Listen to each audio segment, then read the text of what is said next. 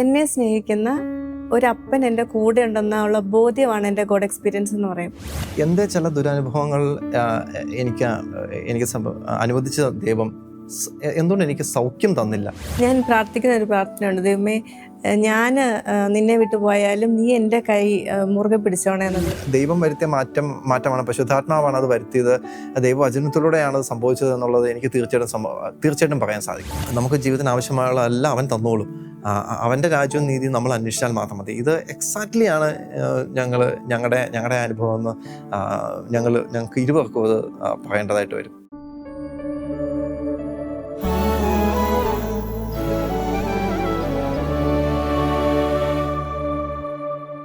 എൻ്റെ പേര് അമൽ, ഇതെൻ്റെ വൈഫ് ബെറ്റ്സി. ഞങ്ങൾ രണ്ടുപേരും IT പ്രൊഫഷണൽസ് ആണ്. പാലാടുത്ത് ഭണ്ണങ്ങാന്തരം ഞങ്ങളുടെ വീട്. ഇതാണ് ഈശോ ഞങ്ങൾക്ക് തന്ന 4 മക്കൾ. രണ്ട് വിങ്ങിലുമായിട്ട് ജെസ്സെ, ഇയാൻ, മിഡിലിൽ ഈ സൗണ്ട് വെക്കുന്ന ലിയോൺ, ഫിയോ. ഇതാണ് ഞങ്ങളുടെ കുടുംബം.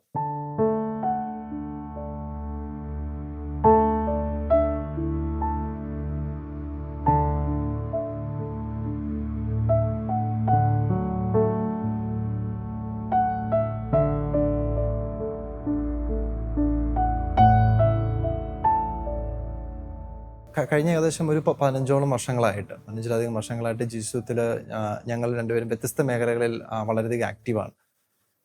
ഈ ഒരു ജേർണി ഞങ്ങളെ ഇരുവരെ സംബന്ധിച്ചിടത്തോളം വളരെ ഫ്രൂട്ട്ഫുൾ ആയൊരു ജേർണിയായിരുന്നു. പക്ഷേ ഞാൻ ഒന്നും ഓർത്തു പോവുകയാണ്, എവിടെ നിന്നാണ് ഞാൻ ഈ കർത്താവിൻ്റെ കൂടെ നടക്കാനുള്ള ഒരു തീരുമാനമെടുത്തത്.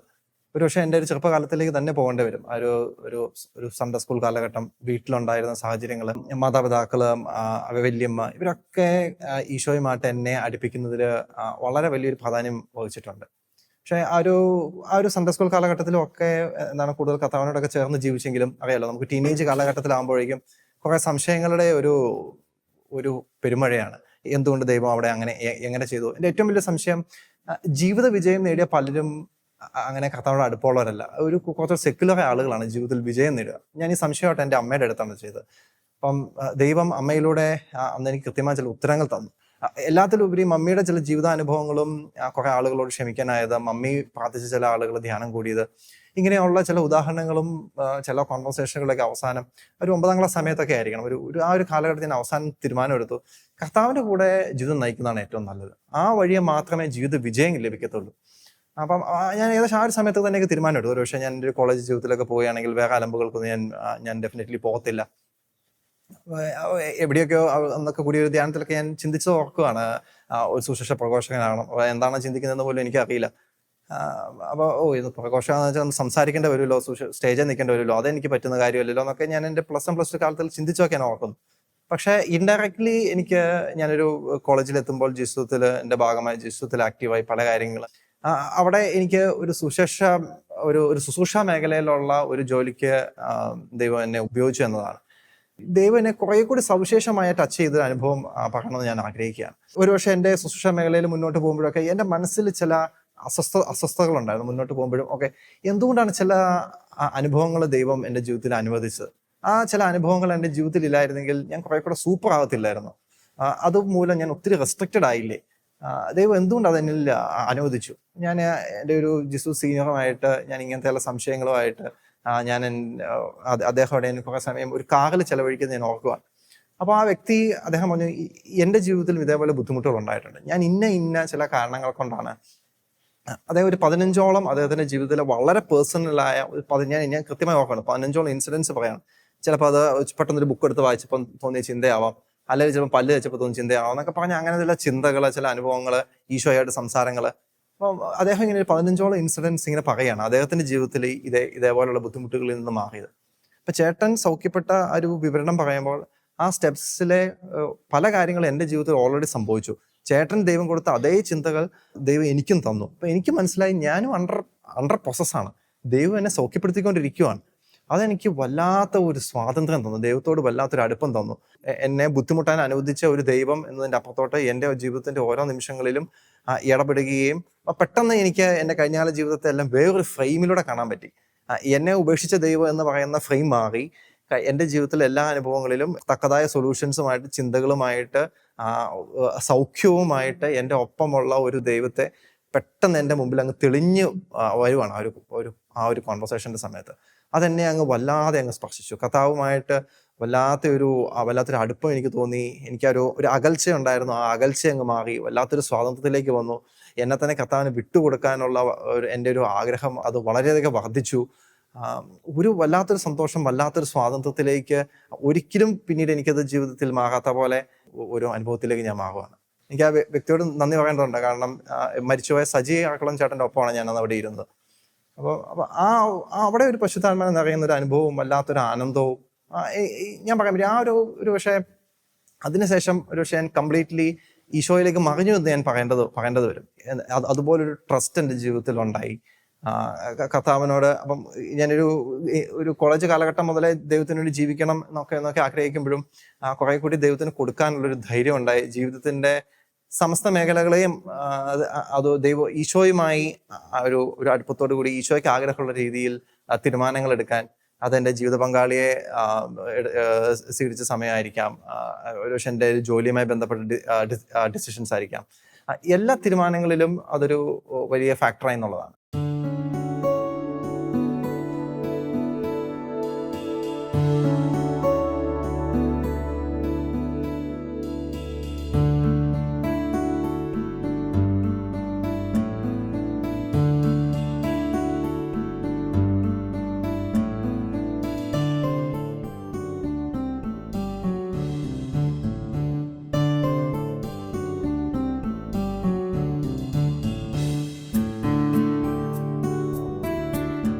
എൻ്റെ കോളേജിൽ അത്യാവശ്യം മോശമല്ലാതെ പഠിക്കുമെന്നൊക്കെയുള്ള ഒരു ധാരണയായിരുന്നു എനിക്ക്. അപ്പം ഒരു ബൾക്ക് പ്ലേസ്മെൻറ്റ് വന്നു. ആ പ്ലേസ്മെൻറ്റിൽ എൻ്റെ ധാരണ ഞാൻ എന്തായാലും കയറിപ്പോവും. കാരണം എനിക്ക് വലിയ ക്രാക്ക് ചെയ്യാനൊന്നും വലിയ ബുദ്ധിമുട്ടില്ല എന്നൊരു കോൺഫിഡൻസ് ഒക്കെ ഉണ്ടായിരുന്നു.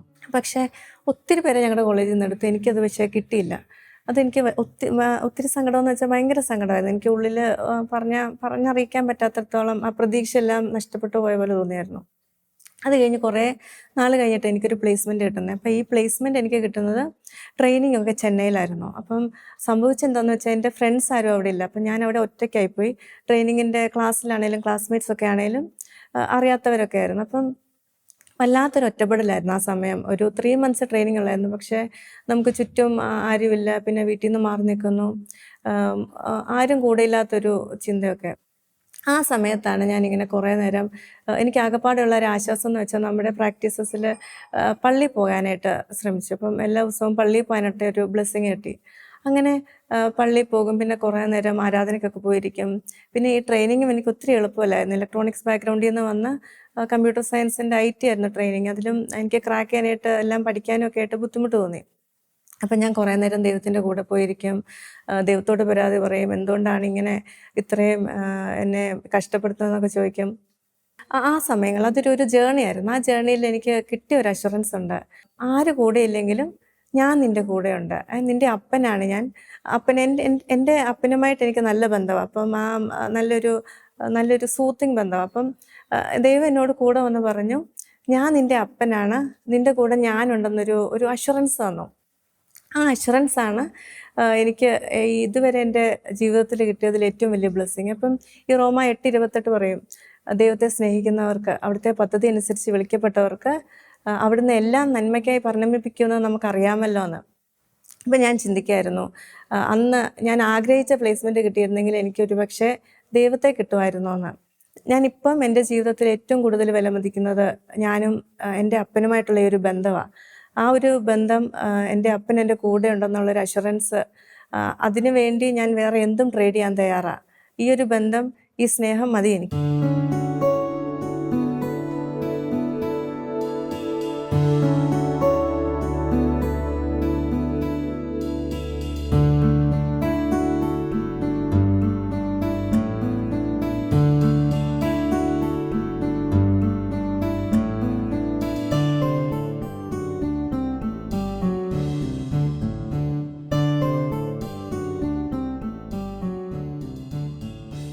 എൻ്റെ ഒരു സൗഖ്യാനുഭവമൊക്കെ ഞാൻ ജിസുത്തിൽ വളരെ ആക്റ്റീവായി ഇരിക്കുന്ന ഒരു സമയത്താണ് എൻ്റെ ഒരു സൗഖ്യാനുഭവമൊക്കെ നടക്കുന്നത്. അപ്പോൾ ഞാൻ അനേകം ജിസു പ്രോഗ്രാമുകളിലെ പങ്കെടുക്കുന്ന ഒരു സമയമാണ്. ചില പ്രോഗ്രാമുകളൊക്കെ അത് കോർഡിനേറ്റ് ചെയ്യുന്നൊരു സമയമാണ്. പക്ഷേ ഇതിൻ്റെയൊക്കെ ഇടയിലും ദൈവം എന്നെ പല രീതിയിൽ സ്പർശിച്ചുകൊണ്ടിരിക്കുകയാണ്. എനിക്ക് വളരെ ആക്റ്റീവായിട്ട് പല കാര്യങ്ങളും ചെയ്യാനും ഒക്കെ പറ്റുന്നൊരു സമയം. പക്ഷേ അതിലൊക്കെ ഉപരി വ്യക്തിപരമായി എൻ്റെ ജീവിതത്തിൽ ഇടപെടുന്ന ഒരു യേശുവിനെയാണ് ഞാൻ ആ സമയത്ത് കണ്ടുമുട്ടുന്നത്. എൻ്റെ ചില ക്യാരക്ടേഴ്സ് സബ്റ്റലായിട്ട് ഒരു ഒരു അനുദിന പ്രാർത്ഥന, ബൈബിൾ വായന, ഇതിലൂടെയൊക്കെ ദൈവം നമ്മുടെ ചില കുഞ്ഞു കുസൃതികളൊക്കെ പിടിക്കുക എന്നൊക്കെ നമ്മൾ പറയില്ലേ. അപ്പോൾ എനിക്കൊരു സ്വഭാവമുണ്ട്, ഞാൻ വല്ലാതെ അരിശപ്പെടുന്നൊരു സ്വഭാവമാണ്. അപ്പോൾ അത് ഒരുപക്ഷെ ചുറ്റുള്ള ആളുകളുടെ ഇടയിലാണെങ്കിൽ പോലും എന്തെങ്കിലും കാര്യങ്ങൾ നടക്കുന്നില്ല, അതെന്താണ് ചെയ്യാത്തത് എന്നൊക്കെ പറഞ്ഞ് അവരെ ഒന്ന് ആവേശം കൊള്ളിക്കാനും ഒക്കെ വേണ്ടി ചില സമയത്ത് ആവശ്യമുള്ളിടത്തും ആവശ്യമില്ലാത്തതും ഒക്കെ അരിശപ്പെടുക. അത് ഒരുപക്ഷെ ഫാമിലി മെമ്പേഴ്സൊക്കെ ഇടയിലും ഒക്കെ. പക്ഷേ ഒരിക്കൽ ഞാൻ ഇരുന്നപ്പം യാക്കോബ് 1:20, മനുഷ്യൻ്റെ കോപം ഒരിക്കലും ദൈവനീതിയുടെ പ്രവർത്തനത്തിനെ സഹായിക്കുന്നില്ല. അത് എൻ്റെ വിചാരം, എൻ്റെ ഒരു ആവേശമാണ് പല കാര്യങ്ങളും ചെയ്യുന്നത്. പക്ഷേ മനുഷ്യൻ്റെ കോപം ദൈവത്തെ സഹായിക്കുന്നില്ല എന്നുള്ള വചനം, അതിനോട് തുടർന്ന് ആ ഒരു കാലഘട്ടങ്ങളെല്ലാം എനിക്ക് ശാന്തതയുമായി ബന്ധപ്പെട്ട വചനം, കോപത്തിനെതിരായ ദൈവവചനങ്ങൾ എൻ്റെ ഒരു അനുദിന പ്രാർത്ഥനയിലും ആ പല വചനങ്ങൾ ധ്യാനിക്കാൻ ഒക്കെ ദൈവം സഹായിച്ചു. ആ ഒരു ഒരു കാലഘട്ടത്തിൽ ദൈവം എൻ്റെ ക്യാരക്ടറിനെ അങ്ങ് മാറ്റുകയാണ്. അപ്പം എൻ്റെ അനാവശ്യമായിട്ടുള്ള കോപം എനിക്ക് നിയന്ത്രണ വിധേയമാവുകയാണ്. അതൊരു 1-2 വർഷം എടുത്താണ് അത് സംഭവിക്കുന്നത്. അതുപോലെ ഞാൻ ഓർക്കുന്നുണ്ട്, പലപ്പോഴും എനിക്ക് എൻ്റെ അധികാരികളോട്, അത് എവിടെ ആയിരുന്ന ആളുകളോടാണെങ്കിലും കാര്യങ്ങൾ കൃത്യമായി പറയണം. അങ്ങനത്തെ ഒരു തീരുമാനമുള്ള ആളായിരുന്നു. അപ്പം ചിലപ്പം അധികാരികൾക്ക് വേണ്ടത്ര ബഹുമാനം ഞാൻ കൊടുക്കാറില്ലായിരുന്നു എന്നുള്ളത് പിന്നീടാണ് ഞാനത് തിരിച്ചറിഞ്ഞത്. അപ്പം ഇത് എനിക്ക് ദൈവവചനത്തിൽ അധികാരത്തോടുള്ള വിധേയത്വം, അതുമായിട്ട് ബന്ധപ്പെട്ട ദൈവവചനത്തിൽ ധ്യാനത്തിലൂടെയൊക്കെ ദൈവം എന്നെ പിടിച്ചു എന്ന് ഞാൻ പറയേണ്ടി വരും. നിന്റെ ആ ഒരു വിശ്വാസം മാത്രമല്ല ശരി, അധികാരികൾ ബഹുമാനിക്കുക എന്നുള്ളത് ദൈവത്തിൻ്റെ ഇഷ്ടമാണ് എന്നൊക്കെ ഉള്ളത്. അത് ദൈവമാണ് നിനക്ക് അധികാരികളെ തന്നത്. ദൈവം അങ്ങനെ സബ്റ്റലായിട്ടുള്ള പല ചേഞ്ചസ്, എൻ്റെ ഉള്ളിലെ ആറ്റിറ്റ്യൂഡ്സ്, എൻ്റെ ചിന്തകൾ ഒക്കെ ഇതിൻ്റെ ഇടയിലൂടെ അങ്ങ് മാറുന്നൊരു അനുഭവം, എന്നെ ഒരു പുതിയ മനുഷ്യനാക്കി എടുക്കുന്നൊരു അനുഭവം. ഞാൻ വല്ലാതെ ഞാൻ തന്നെ ചിന്തിച്ചൊന്നും ഒരിക്കലും എന്നെ തന്നെ ഞാൻ ഇങ്ങനെ മാറ്റിമറിക്കില്ല എന്ന് എനിക്ക് ഉറപ്പാണ്. ഉള്ളിൽ ദൈവം വരുത്തിയ മാറ്റമാണ്, പരിശുദ്ധാത്മാവാണ് അത് വരുത്തിയത്, ദൈവവചനത്തിലൂടെയാണ് അത് സംഭവിച്ചത് എന്നുള്ളത് എനിക്ക് തീർച്ചയായിട്ടും പറയാൻ സാധിക്കും.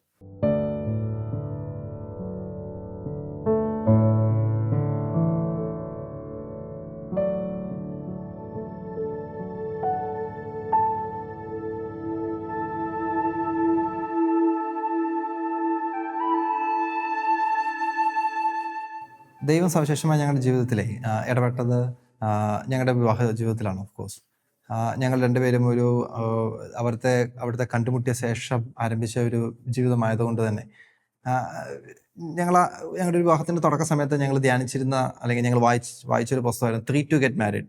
ഫുൾട്ടൻ ജെഷിൻ്റെ വളരെ ഫേമസ് ആയൊരു ബുക്കാണ്. അപ്പോൾ അതിനകത്ത് പറയുന്ന ഒരു പ്രധാന ആശയം എന്ന് പറയുന്നത്, ഭാര്യയും ഭർത്താവും മാത്രം അല്ല, ഈശോയും കൂടെ കൂടിയാൽ, ദൈവവും കൂടെ കൂടി കഴിഞ്ഞാൽ നമ്മുടെ വിവാഹ ജീവിതം പൂർണ്ണമാവുള്ളൂ എന്നുള്ളതാണ്.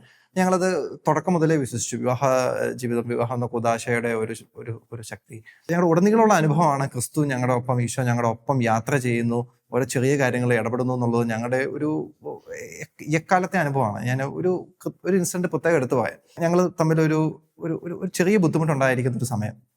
അപ്പോൾ എനിക്ക് ഇവളോടത് വളരെ ഓപ്പണായിട്ട് പറയണമെന്നുണ്ട്. അപ്പം അത് പറഞ്ഞു കഴിഞ്ഞാൽ വലിയൊരു പൊട്ടിത്തെറി ഉണ്ടാവുമെന്ന് എനിക്കറിയാം. അപ്പം ഞാനിങ്ങനെ അതിന് ഒന്ന് വ്യക്തിപരമായി തയ്യാറെടുക്കുകയാണ്. അപ്പം ഞാൻ കർത്താവിനോട് പറഞ്ഞു, ഞങ്ങൾ 3 പേരൂടെയാണ് നമ്മൾ തുടങ്ങിയത്, ഞാനും അവളും മാത്രമല്ല, ഞങ്ങൾ 3 പേരൂടെയാണ് തുടങ്ങിയത്. അപ്പോൾ ഞാൻ ഇങ്ങനെ ഒരു പ്രാർത്ഥനയോടുകൂടി മനസ്സിലുണ്ട്. പക്ഷെ എൻ്റെ മനസ്സിൽ ഒത്തിരി അസ്വസ്ഥതകളുണ്ട്. ഞാൻ കുറച്ച് കാലഘട്ടം ഞാനത് ഓപ്പൺ ആവാൻ നടന്നു. പിന്നെ ഞാൻ കർത്താവിനോട് പറഞ്ഞു, ഞാനങ്ങ് പോയി ഓപ്പൺ ആവുകയാണ്. ഓപ്പൺ ആവുമ്പോൾ പ്രതീക്ഷ പോലെ തന്നെ ഓപ്പണായി കഴിഞ്ഞപ്പോഴത്തേലും രണ്ടുപേരും വല്ലാതെ ശോഭിക്കുകയാണ്. രണ്ടുപേരും അങ്ങോട്ടും ഇങ്ങോട്ടും പല കാര്യങ്ങൾ പറയുന്നു. അപ്പം ഇത് എങ്ങോട്ട് പോകുന്നു ഒന്നും മനസ്സിലാവുന്നില്ല. പക്ഷേ വളരെ പെട്ടെന്ന് 2 പേർക്കും എന്തോ അങ്ങ് മനസ്സിലാവുകയാണ്. അവിടെ എനിക്ക് അവളെ മനസ്സിലാവുന്നു, അവൾക്ക് എന്നെ മനസ്സിലാവുന്നു. 2 പേർക്കും എന്താണ് ശോഭിക്കാനുള്ള കാരണമെന്ന് ഞങ്ങൾക്ക് 2 പേർക്കും മനസ്സിലാവുന്നു. അവിടെ നമുക്ക് കൃത്യമായിട്ട് നമുക്കറിയാം, കർത്താവ് ഞങ്ങളുടെ ആ 2 പേർക്കും മനസ്സിലാകുക എന്നുള്ളത് തന്നെ ഒരു വലിയ അത്ഭുതമാണ്. കാരണം വിവാഹ ജീവിതത്തിൽ തെറ്റിദ്ധാരണയാണ് ഏറ്റവും വലിയൊരു ശത്രു. ആ ഒരു ഇൻസിഡന്റ് വളരെ എവിടം വരെ വേണമെങ്കിലും എത്താമായിരുന്ന ഒരു ഇൻസിഡന്റ് ഞങ്ങൾ തമ്മിലുള്ള സ്നേഹം ഇരട്ടി ഉറപ്പിക്കുന്ന ഒരു സംഭവമായി മാറുകയാണ്. ഇത് പിന്നീട് പലപ്പോഴും ഒരു തുടർക്കഥയാണ്. എന്തെങ്കിലും തെറ്റിദ്ധാരണകൾ ഉണ്ടാകുന്ന സമയങ്ങൾ വരുമ്പോൾ അവിടെ നമുക്കറിയാം, നമുക്ക് ചില കാര്യങ്ങൾ പറയാം, പക്ഷെ ഓപ്പോസിറ്റ് അത് ഈഗോ ഹർട്ടാവാതെ അത് കൃത്യമായ രീതിയിൽ മനസ്സിലാക്കുക എന്ന് പറയുന്നത് പലപ്പോഴും അതൊരു അത്ഭുതമായിട്ടാണ് എനിക്ക് ഫീൽ ചെയ്തിരിക്കുന്നത്. അപ്പോൾ ഞങ്ങൾ തമ്മിലുള്ള സ്നേഹത്തെ ദൈവം ഇങ്ങനെ കാത്ത് സംരക്ഷിക്കുന്ന ഒരു ഒരു ഒരു ഒരു ഫീലാണ്.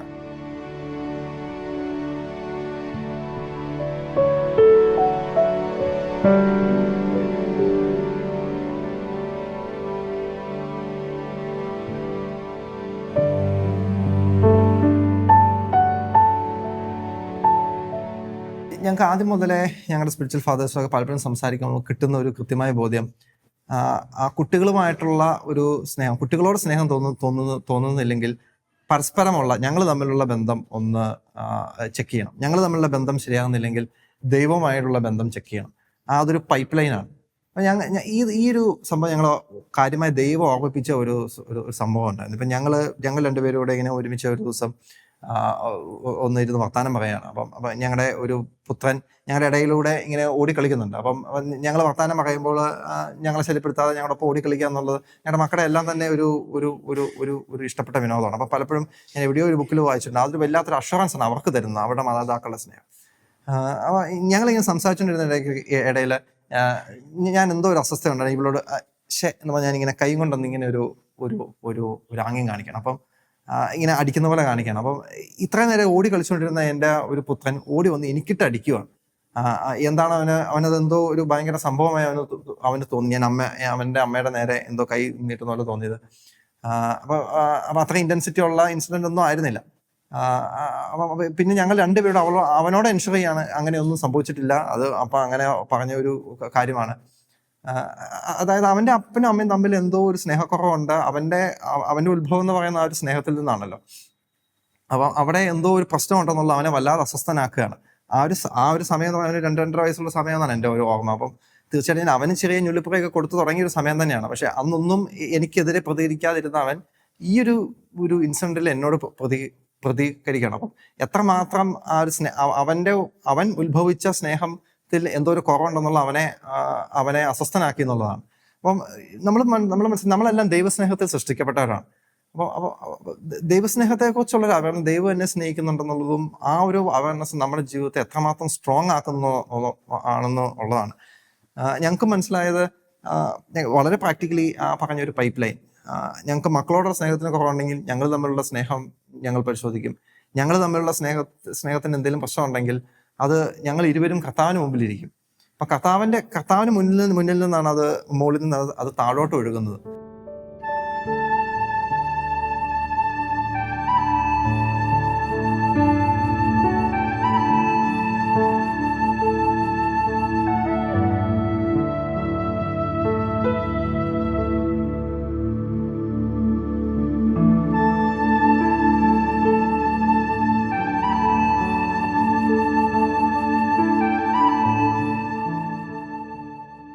എൻ്റെ ഒരു ദൈവാനുഭവത്തിന് ശേഷം എനിക്ക് ഉണ്ടായ ഒരാഗ്രഹമായിരുന്നു, ഈ നമ്മൾ ജീവിക്കുമ്പോൾ ഒരു ലൈഫല്ലേ ഉള്ളൂ, അതിൽ നമുക്കൊരു സ്പിരിച്വൽ ലൈഫ്, ഒരു വർക്ക് ലൈഫ്, ഒരു പേഴ്സണൽ ലൈഫ്, ഇതിലെല്ലാം ഇങ്ങനെ പല മുഖങ്ങൾ വേണ്ടാന്നൊരു ചിന്തയുണ്ടായിരുന്നു.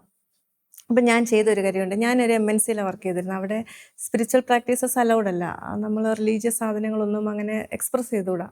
അപ്പോൾ പക്ഷെ ഞാൻ ചെയ്ത കാര്യം, എൻ്റെ ഡെസ്കിൽ എനിക്ക് ഒരു ബൈബിളും ഒരു കുഞ്ഞ് ഈശോയുടെ രൂപമൊക്കെ ഉണ്ടായിരുന്നു. അപ്പം അത് ഇൻറ്റൻഷനലി ചെയ്ത കാര്യം. അതിൽ ഞാൻ ഉദ്ദേശിച്ചത് ഇത്രയേ ഉള്ളായിരുന്നു, എൻ്റെ identity it should be clear. ഞാനൊരു ജീസസ് യൂത്ത് ആണെന്നും ഞാനൊരു ദൈവത്തിൻ്റെ കുഞ്ഞാണെന്നും ഐ എം ഹിസ് ചൈൽഡ്, ആ ഒരു ഐഡൻറ്റിറ്റി ആണ് എല്ലാവരും അറിയേണ്ടതെന്നൊരു വാശി എനിക്കുണ്ടായിരുന്നു. അത് എന്നെ ഹെൽപ്പ് ചെയ്തതെന്ന് ചോദിച്ചാൽ കുഞ്ഞു കുഞ്ഞു സാധനങ്ങളാണ്. അപ്പം ഞാൻ വർക്ക് ചെയ്തുകൊണ്ടിരുന്നത് ഒരു സപ്പോർട്ട് പ്രൊജക്റ്റ് ആയിരുന്നു. അപ്പം നമുക്ക് ഓരോ ഇഷ്യൂസ് വരുമ്പോഴത്തേക്ക് എസ്കലേഷൻസ് ഒക്കെ വരും, നമ്മൾ ക്ലയൻറ്റ് കോളിലിരിക്കും, അവിടെ നമ്മളെല്ലാം എക്സ്പ്ലെയിൻ ചെയ്യണം. അപ്പോൾ ഉള്ളിലൊരാഗ്രഹം ഉണ്ടായിരുന്നു, ഈ കള്ളം പറയാനായിട്ട് വരുത്തരുതേ കർത്താവെന്ന്. അപ്പോൾ നമ്മൾ ആ ഒരു മുൾമുനയെ നിൽക്കുമ്പോഴിങ്ങനെ പ്രാർത്ഥിക്കും, ദൈവമേ ഇത് നമ്മൾ ആ ഇഷ്യൂവിനെ ഒന്ന് ലഘൂകരിച്ച് കാണിക്കാൻ വേണ്ടി കള്ളം പറയാനായിട്ട് എൻ്റെ നാവ് കൊണ്ട് അങ്ങനെ ഇടവരുത്തരുതെന്ന് പ്രാർത്ഥിച്ചിരിക്കുമ്പോഴത്തേക്കും ഈ പറയുന്ന നമ്മളെ വിളിക്കുന്ന ക്ലയൻറ്റ്, നമ്മൾ ചോദിക്കുന്ന ചോദ്യങ്ങളൊക്കെയും നമ്മളെ കൊണ്ടൊരു കള്ളം പറയിക്കാത്ത രീതിയിൽ കൊണ്ടുപോകുന്ന അനുഭവങ്ങളൊക്കെ ഉണ്ട്. അപ്പം നമ്മുടെ ഒരു ഐഡൻറ്റിറ്റി നമ്മൾ എക്സ്പ്രസ് ചെയ്ത് കഴിയുമ്പോഴത്തേക്കും ദൈവം നമ്മളെ നയിക്കുന്നതും, അല്ലെങ്കിൽ നമ്മുടെ ഈ വർക്ക് സ്റ്റേഷനിലൊക്കെ നമ്മുടെ ഫ്രണ്ട്സൊക്കെ ആണെങ്കിലും ഓക്കെ ഇവളെ നമ്മൾ വേറെ കാര്യങ്ങൾക്കും അല്ലെങ്കിൽ ലൂസ് ടോക്സ് ഒക്കെ ഉണ്ടല്ലോ, നമ്മളൊരു ഇടത്ത് വർക്ക് ചെയ്യുമ്പോഴത്തേക്കും അപ്പോൾ ഞാൻ എൻ്റെ സ്റ്റാൻഡ് ഇതാണെന്ന് നമ്മൾ എക്സ്പ്രസ് ചെയ്ത് കഴിയുമ്പോഴത്തേക്കും നമുക്ക് ഒത്തിരി എളുപ്പമുണ്ട്. നമ്മളെ ഈ ലൂസ് ടോക്സിലോട്ട് വിളിക്കത്തില്ല, നമ്മളോട് വേറൊരു രീതിയിൽ പെരുമാറത്തില്ല, നമ്മുടെ സ്റ്റാൻഡ് അവർ ബഹുമാനിക്കും. അപ്പം എനിക്ക് ഉണ്ടായൊരു ബെനിഫിറ്റ് എന്ന് വെച്ചാൽ ഇതൊന്നും പിന്നെ എക്സ്പ്ലെയിൻ ചെയ്യേണ്ട കാര്യമില്ല. നമ്മൾ ഇതാണ്, ഞാൻ ഇതാണ് എന്ന് തന്നെ അക്സെപ്റ്റ് ചെയ്യും. അല്ലാതെ നമ്മൾ അവരോട് ഇങ്ങനെ ഒത്തിരി സംസാരിച്ച് നമ്മൾ ഇത് സ്റ്റേറ്റ് ചെയ്യേണ്ട കാര്യം വരത്തില്ല. ഞാൻ പ്രാർത്ഥിക്കുന്ന ഒരു പ്രാർത്ഥനയുണ്ട്, ദൈവമേ ഞാൻ നിന്നെ വിട്ടു പോയാലും നീ എൻ്റെ കൈ മുറുകെ പിടിച്ചോണേ എന്ന്. ദൈവമേ നീ എന്നെ പിടിച്ച് ഒരിടത്തോട്ടും എന്നെ വിടരുത്, നീ എൻ്റെ കൈ പിടിച്ച് നടത്തണേ എന്ന് പ്രാർത്ഥിക്കും. അപ്പോൾ അതിൽ നമ്മുടെ ജീവിതത്തിൽ പല പല അനുഭവങ്ങളുണ്ട്. ദൈവം നമ്മളെ കരുതൽ കാണിച്ചതും പ്രൊവിഡൻസ് നമുക്ക് വ്യക്തമാക്കി തന്നതുമൊക്കെ. ഒരു ഇൻസിഡൻറ്റ് ഓർക്കുമായിരുന്നു. ഞങ്ങളുടെ ഒരു തേർഡ് ഡെലിവറി ആയിരുന്നു. തേർഡ് ഡെലിവറിയുടെ സമയത്ത് ഇൻഷുറൻസ് ഇല്ലാന്ന് ഞങ്ങൾക്ക് അറിയത്തില്ലായിരുന്നു. അപ്പം നാച്ചുറലി ഞങ്ങളുടെ 2 ഡെലിവറീസ് ഞങ്ങൾ സെയിം ഹോസ്പിറ്റലിലായിരുന്നു. ഞങ്ങൾക്ക് ഇൻഷുറൻസിലെല്ലാം കവറായിപ്പോയി. അപ്പോൾ തേർഡ് ഡെലിവറിയിൽ ഇൻഷുറൻസ് ഇല്ല. അപ്പം അത് നമ്മൾ ഇൻഫോംഡ് അല്ലായിരുന്നു, അതുകൊണ്ട് പ്രിപ്പയർഡ് അല്ലായിരുന്നു. പക്ഷേ ഡെലിവറിയുടെ ദിവസം സംഭവിച്ചത്, ഞങ്ങൾക്ക് അക്കൗണ്ടിലോട്ട് ബോണസ് എന്നും പറഞ്ഞ് നമുക്ക് അവിടെ ഹോസ്പിറ്റലിൽ കൊടുക്കേണ്ട കൃത്യം കാശ് ക്രെഡിറ്റായി കിട്ടി. ഇതുപോലെ പല അനുഭവങ്ങളുണ്ട്. ജോലിയിലാണെങ്കിലും നമുക്ക് ഓരോ പ്രാർത്ഥിച്ചിട്ട് നമ്മളൊരു ഇഷ്യൂ സോൾവ് ചെയ്യാനിരിക്കുമ്പോൾ ഹോളി സ്പിരിറ്റിനോട് പറഞ്ഞിട്ട് ഹെൽപ്പ് ചെയ്യണമെന്ന് പറഞ്ഞിരിക്കുമ്പോഴത്തേക്കും നമ്മളൊരു 1 മണിക്കൂർ 2 മണിക്കൂർ ഇരുന്ന് അനലൈസ് ചെയ്യേണ്ട കാര്യങ്ങളൊക്കെ ഒരു 5 മിനിറ്റ് കൊണ്ട് ഞാൻ ചിലപ്പം ചെയ്തിട്ടുള്ള എനിക്ക് അനുഭവമുള്ളൊരു കാര്യമുണ്ട്. ഞങ്ങൾക്ക് ഈ ഉച്ചയ്ക്ക് പ്രെയർ ഗ്രൂപ്പൊക്കെ ഉണ്ട്, ജീസസ് യൂത്ത് ഗ്രൂപ്പിനൊക്കെ പോകണം. ഞാൻ പ്രൊഫഷണൽ മിനിസ്ട്രിയിൽ ആക്റ്റീവ് ആയിരുന്നു. അപ്പോൾ ഈ ഗ്രൂപ്പിന് നമുക്ക് ഈ ഓഫീസിൻ്റെ ഇടയ്ക്ക് ഒന്ന് ലഞ്ച് ബ്രേക്കിന് പോകുമ്പോഴത്തേക്കും നമുക്ക് അസൈൻ ആയിട്ടുള്ള കാര്യങ്ങളൊക്കെ കംപ്ലീറ്റ് ചെയ്യണമല്ലോ. അപ്പം ഞാനിങ്ങനെ ദൈവത്തോട് പറയും, ദൈവം ഇതെനിക്ക് ഒന്ന് ശരിയാക്കി തരണം എന്ന് പറഞ്ഞ് പ്രാർത്ഥിച്ച് ഹോളി സ്പിരിറ്റിനോട് ഹെൽപ്പ് ചെയ്യുമ്പോഴേക്കും നമ്മൾ ചിന്തിക്കാത്ത രീതിയിൽ നമ്മുടെ ചിന്തകൾ പോകുന്നതും സൊല്യൂഷൻസൊക്കെ ഭയങ്കര എളുപ്പത്തിൽ വരുന്നതും, നമ്മളിങ്ങനെ കണ്ണ് തുറന്ന് ഒരു ഫയലൊക്കെ ഓപ്പൺ ചെയ്ത് കാണിക്കുന്നു, അങ്ങനത്തെ അനുഭവങ്ങൾ ഉണ്ടായിട്ടുണ്ട്. അപ്പോൾ നമ്മൾ ദൈവത്തിൻ്റെ കൂടെ നടക്കുമെന്ന് നമ്മളൊരു തീരുമാനം എടുക്കുമ്പോഴത്തേക്കും ദൈവം നമ്മളെ അതിമനോഹരമായിട്ട് വഴി നടത്തുന്നത് പ്രൊഫഷണൽ ലൈഫിലും പേഴ്സണൽ ലൈഫിലും സ്പിരിച്വൽ ലൈഫിലും എല്ലായിടത്തും നമ്മളെ ഇങ്ങനെ കൂടെ കൊണ്ടു നടക്കുന്നത് ഒരുപാട് അനുഭവിച്ചിട്ടുണ്ട്. ഇപ്പോൾ കുഞ്ഞുങ്ങളുടെ കാര്യമാണെങ്കിലും അവരോടും നമ്മൾ പറയും, ദൈവം ഒരു കഥയല്ല, കെട്ടുകഥയല്ല, ദൈവം ഒരു റിയാലിറ്റിയാണ്. നമ്മൾ അനുദിന ജീവിതത്തിൽ നമ്മൾ ദൈവത്തോട് പ്രാർത്ഥിക്കണം. ഇവർക്കാണെങ്കിലും കുഞ്ഞു എന്തെങ്കിലും പ്രശ്നങ്ങളൊക്കെ ഉണ്ടെങ്കിലോ കൺഫ്യൂഷൻസ് ഉണ്ടെങ്കിലോ ഹോളി സ്പിരിറ്റ് ഒന്ന് ഹെൽപ്പ് ചെയ്യണമെന്ന് പറയാൻ അങ്ങനെ പ്രാക്ടീസ് ചെയ്തിട്ടുണ്ട്. അപ്പോൾ ഇവരാണെങ്കിലും നമ്മൾ എന്തെങ്കിലും കാര്യം ഉണ്ടെങ്കിൽ എന്തെങ്കിലും കാണാതെ പോയി ഒന്ന് തപ്പിത്താന്ന് പറയുമ്പോഴത്തേക്ക് ഇവർ നാച്ചുറലി അങ്ങ് പറയും, ഹോളി സ്പിരിറ്റ് ഒന്ന് കാണിച്ചു തരുമോ, അല്ലെങ്കിൽ ഞങ്ങളിങ്ങനെ ട്രാവൽ ചെയ്യുമ്പോഴത്തേക്ക് ഒരു കട കാണുന്നില്ല, കട കണ്ടുപിടിക്കണം, അപ്പം ഹോളി സ്പിരിറ്റ് ഒരു നല്ല കട കാണിച്ചു തരാമോ. ഇവർ ഈ കുഞ്ഞു പിള്ളേരുടെ കുഞ്ഞു പ്രാർത്ഥന ആകുമ്പോഴത്തേക്കും പെട്ടെന്ന് ഞാൻ പ്രാർത്ഥിക്കുന്നതിലും അല്ലെങ്കിൽ ഞങ്ങൾ പ്രാർത്ഥിക്കുന്നതിലും പെട്ടെന്ന് ദൈവം ഇങ്ങനെ ഇവരുടെ പ്രാർത്ഥന കേൾക്കുന്നതായിട്ട് തോന്നിയിട്ടുണ്ട്. പിന്നെ ഓഫീസിലാണേലും ഇങ്ങനെ ഒരു അനുഭവമുണ്ട്. നമ്മൾ ഇങ്ങനെ ഒത്തിരി ഇഷ്യൂസിൻ്റെ മുന്നിൽ ഇരിക്കുമ്പോഴത്തേക്കും ഇങ്ങനെ ഈ നമുക്ക് പറ്റാത്ത രീതിയിൽ ഇരിക്കുമ്പോഴത്തേക്കും പിള്ളേർക്കത് മനസ്സിലാവും. അപ്പോൾ ഒരുത്തൻ ഇങ്ങനെ വന്നിട്ട് പറഞ്ഞു, അമ്മ ഹോളി സ്പിരിറ്റിനോട് ചോദിച്ചായിരുന്നോ, ഹോളി സ്പിരിറ്റിനോട് ഹെൽപ്പ് ചെയ്യാൻ പറഞ്ഞു. അപ്പം നമ്മൾ പകർന്നു കൊടുക്കുന്ന കാര്യങ്ങൾ കുഞ്ഞുങ്ങളാണേലും തിരിച്ച് നമ്മളോട് പറഞ്ഞു തരുമ്പോഴത്തേക്കും അവരത് പ്രാക്ടീസ് ചെയ്യുമ്പോഴത്തേക്കും ഇങ്ങനത്തെ കാര്യങ്ങൾ നമ്മളെ ഓർമ്മിപ്പിക്കുമ്പോഴത്തേക്കും അതൊരു വല്ലാത്തൊരു അനുഭവം തന്നെയാണ്.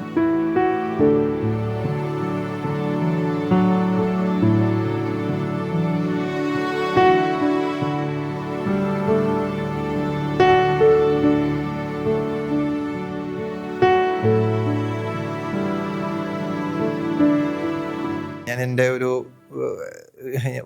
ഒരു യാത്രക്കിടയ്ക്ക് ജീസൂത്ത് സീനറായ ചേട്ടനോട് പറയണം, കഴിഞ്ഞ ഒരു ആഴ്ച എൻ്റെ മൂത്ത മോൻ 4 ദിവസം എൻ്റെ തോളെ തന്നെയായിരുന്നു. അവന് തക്കാളിപ്പനി വന്നിട്ട് അവൻ തോളയും താഴെ ഇറങ്ങിയിട്ടേ ഇല്ല. അപ്പോൾ ഇതിന് ആ ചേട്ടൻ എടുത്തടിച്ച പോലെ പറയുകയാണ്, എടാ നീ ഇങ്ങനെ പല കാര്യങ്ങൾക്ക് ഓടി നടക്കുമ്പം ഇപ്പം ആ ചെറുക്കന് ചിലപ്പോൾ നിൻ്റെ സാമീപ്യം അതുപോലെ ആവശ്യമായിരിക്കും. അപ്പോൾ ഒരു 4 ദിവസം അവൻ്റെ തൊള്ളയിലിരുന്നത് മറ്റെന്തിനേക്കാളും ഒരു അസുഖത്തെക്കാളും അപ്പൻ്റെ വാത്സല്യം അനുഭവിക്കേണ്ടത് ഏറ്റവും അത്യാവശ്യമുള്ള സമയമായിരിക്കും അവന് ഒരുപക്ഷെ. അത് പെട്ടെന്ന് എൻ്റെ കണ്ണ് തുറപ്പിച്ചു എന്നുള്ളതാണ്. അപ്പം there is no perfect balancing. പക്ഷേ ദൈവം അതുപോലെ കൂടത്തെ നിൽക്കുന്നു, ദൈവം നമ്മളെ സഹായിക്കുന്നു. എന്താണ് സംഭവിക്കാവുന്ന പല അപകടങ്ങളിൽ നിന്നുമൊക്കെ ദൈവം നമ്മെ രക്ഷിക്കുന്നു. ആ, ഏഹ്, ദൈവത്തെ നമുക്ക് ഭയങ്കര വിശ്വാസമാണ്, ഈശ്വരനെ നമുക്ക് ഭയങ്കര വിശ്വാസമാണ്. അവൻ നമ്മുടെ ജീവിതത്തിലേക്ക് ആവശ്യമുള്ള കാര്യങ്ങൾ തരും, അല്ലെ? നമുക്ക് മത്തായി 6:33 നമുക്ക് എല്ലാവർക്കും അറിയാം. നമുക്ക് ജീവിതത്തിന് ആവശ്യമുള്ള എല്ലാം അവൻ തന്നോളും. അവൻ്റെ രാജ്യവും നീതിയും നമ്മൾ അന്വേഷിച്ചാൽ മാത്രം മതി. ഇത് എക്സാക്ട്ലി ആണ് ഞങ്ങളുടെ അനുഭവം എന്ന് ഞങ്ങൾക്ക് ഇരുവർക്കും അത് പറയേണ്ടതായിട്ട് വരും.